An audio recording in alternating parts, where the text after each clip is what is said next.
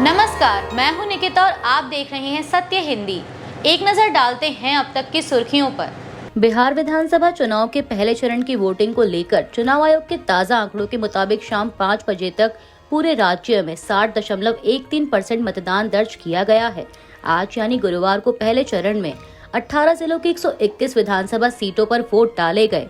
दूसरे चरण की वोटिंग 11 नवंबर को होगी, जिसमें 20 जिलों की 122 सीटों पर वोटिंग होगी और नतीजे 14 नवंबर को घोषित किए जाएंगे। बिहार में पहले चरण की वोटिंग के बीच डिप्टी सीएम विजय कुमार सिन्हा के काफिले पर हमला किया गया। वाहनों पर पथराव हुआ घटना लखीसराय में हुई। हालांकि स्थानीय पत्रकारों ने बताया है कि जनता ने उनके काफिले को रोक दिया। इसके बाद दोनों तरफ से आरोप लगे। लखीसराय सीट से चुनाव लड़ रहे सिन्हा ने दावा किया कि यह हमला आरजेडी समर्थकों ने किया है। जनता खोरियारी गांव में उनके जाने का विरोध कर रही थी। सिन्हा को किसी तरह की चोट नहीं लगी, वे पूरी तरह सुरक्षित हैं।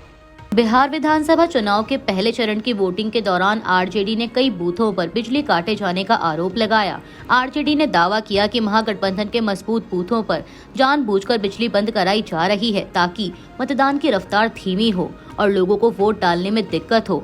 पार्टी ने चुनाव आयोग से तत्काल कार्रवाई की मांग की। आरजेडी ने सोशल मीडिया प्लेटफॉर्म एक्स पर लिखा कि धीमा मतदान कराने और लोगों को परेशान करने के लिए जानबूझकर बिजली काटी जा रही है। यह चुनाव धांधली और दुर्भावनापूर्ण इरादा है। हालांकि चुनाव आयोग ने इन आरोपों को पूरी तरह भ्रामक और निराधार बताया। आयोग ने कहा कि बिहार के सभी मतदान केंद्रों पर वोटिंग सुचारू रूप से चल रही है और किसी तरह की बाधा नहीं है। आयोग ने यह भी कहा कि मतदान प्रक्रिया को निष्पक्ष और पारदर्शी बनाने के लिए सभी मानक प्रोटोकॉलों का पालन किया जा रहा है।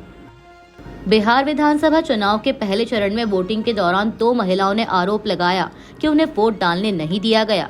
श्रेया नाम की महिला ने बताया कि पीएलओ ने हमें पर्ची नहीं दी, कहा कि डिजिटल डाउनलोड करो। मेरा नाम वोटर लिस्ट में है, सीरियल नंबर 17 है।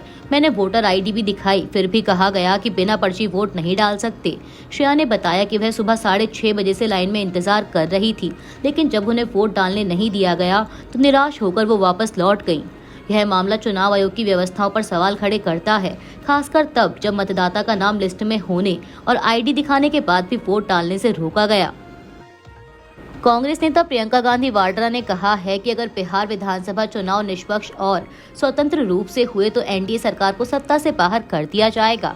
उन्होंने आरोप लगाया कि एनडीए सरकार गरीबों, महिलाओं और युवाओं के लिए काम नहीं कर रही है और बिहार के लोगों का सम्मान नहीं करती, जबकि उन्होंने देश के विकास में बड़ा योगदान दिया है।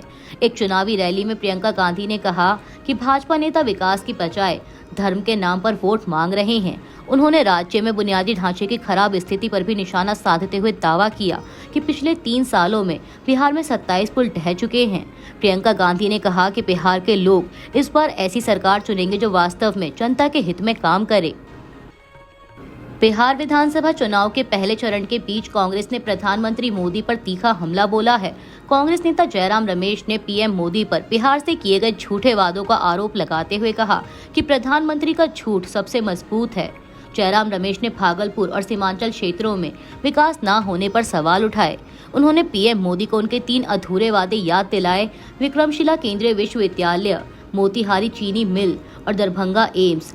जयराम रमेश ने कहा कि 2015 में वादा किए गए विक्रमशिला विश्वविद्यालय की अब तक एक ईंट भी नहीं रखी गई।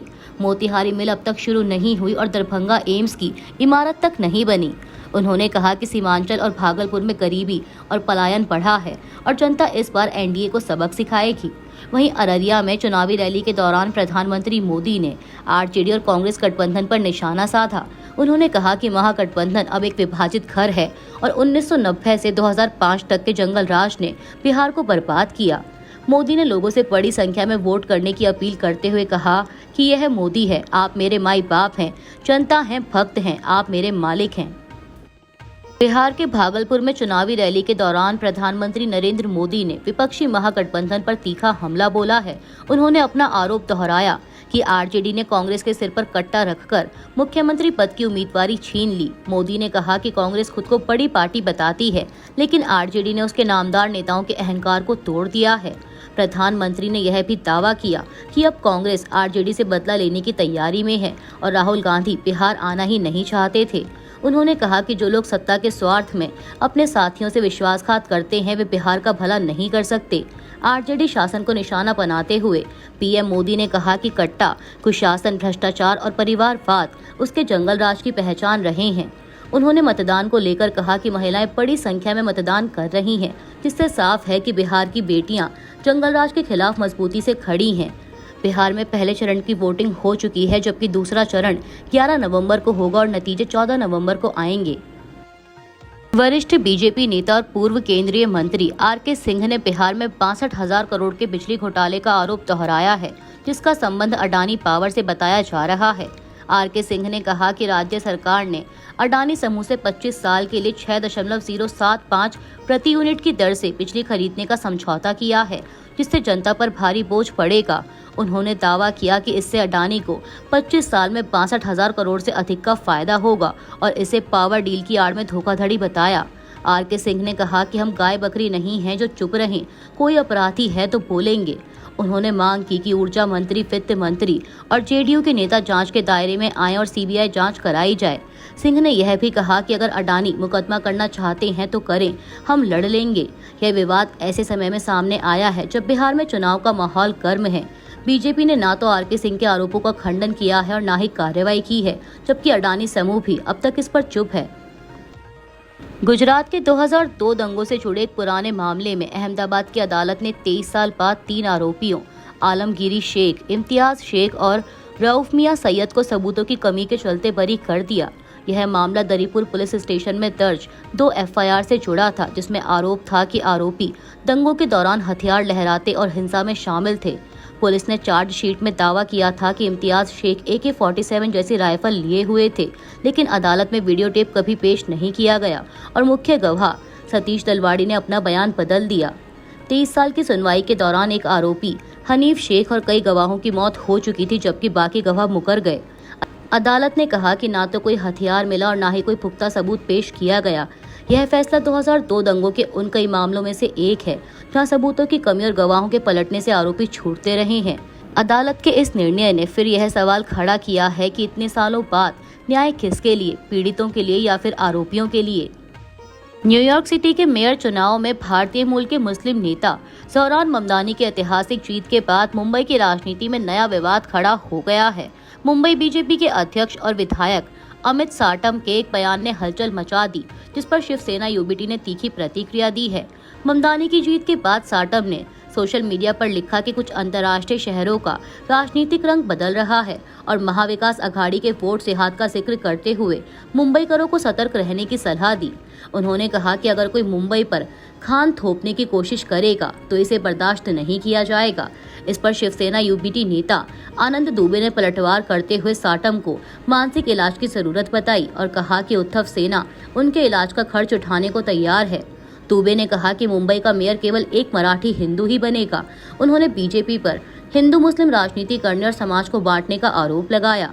यह विवाद पीएमसी चुनावों से पहले मुंबई की राजनीति में ध्रुवीकरण और स्थानीय बनाम बाहरी बहस को और तेज कर सकता है। पाकिस्तान अधिकृत कश्मीर यानी पीओके में एक बार फिर विरोध प्रदर्शन शुरू हो गए हैं। इस बार छात्रों की अगुवाई में जेनजी यानी नई पीढ़ी के छात्र बढ़ी हुई फीस और ई-मार्किंग प्रणाली के खिलाफ सड़कों पर उतर आए हैं। शुरू में शांतिपूर्ण रहा आंदोलन तब हिंसक हो गया जब मुजफ्फराबाद में एक अज्ञात व्यक्ति ने प्रदर्शनकारियों पर गोली चला दी, जिसमें एक छात्र घायल हो गया। प्रदर्शनकारी छात्रों का कहना है कि नई डिजिटल मूल्यांकन प्रणाली में गलतियां हुई हैं। कई छात्रों को कम अंक मिले या गलत विषयों में पास कर दिया गया। वे पुनर्मूल्यांकन शुल्क माफ करने की भी मांग कर रहे हैं।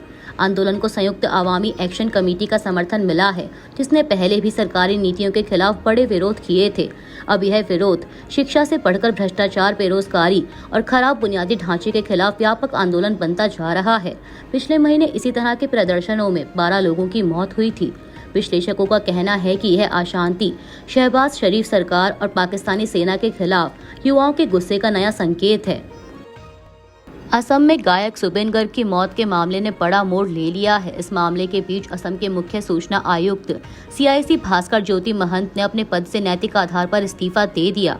भास्कर महंत, जो पहले राज्य के DGP रह चुके हैं, ने कहा कि उनके भाई श्याम कानू महंत पर लगे गंभीर आरोपों के कारण उन्होंने यह फैसला लिया। बता दें कि श्याम कानू जुबिन गर्ग की मौत से जुड़े मामले में गिरफ्तार हैं। भास्कर महंत ने बताया कि किसी व्यक्ति ने उनके भाई को मिली सरकारी सहायता को लेकर आरटीआई दाखिल करने की बात कही, जिसके बाद उन्होंने पद छोड़ना उचित समझा।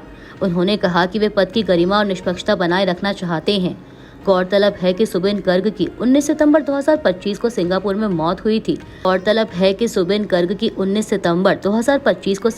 मौत हुई थी। असम पुलिस ने इसे अब हत्या करार दिया है और एसआईटी जांच चल रही है। इस मामले में अब तक 7 लोग गिरफ्तार हो चुके हैं, जिनमें श्यामकानु महंत भी शामिल हैं। जांच में वित्तीय धोखाधड़ी और संदिग्ध लेन देन के सबूत मिले हैं। मुख्यमंत्री हेमंत बिस्वा शर्मा ने भी इसे गंभीर अपराध बताते हुए 17 दिसंबर से पहले आरोप पत्र दाखिल करने के आदेश दिए हैं। अभी के लिए इतना ही। बाकी की देश दुनिया की बड़ी खबरों के लिए जुड़े रहिए सत्य हिंदी के साथ।